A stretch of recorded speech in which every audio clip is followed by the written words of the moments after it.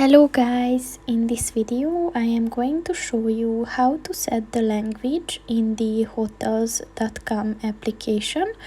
But first I just want to mention, don't forget to subscribe to my channel, because at 10,000 subscribers I am going to show you my whole YouTube revenue statistics and growth strategy, as well as how to make money online.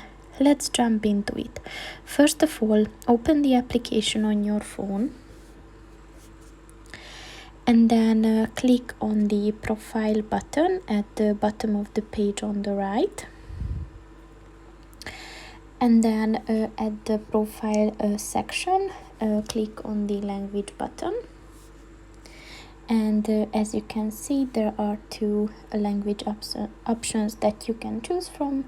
So it's English and Spanish. So just click on the one that you want.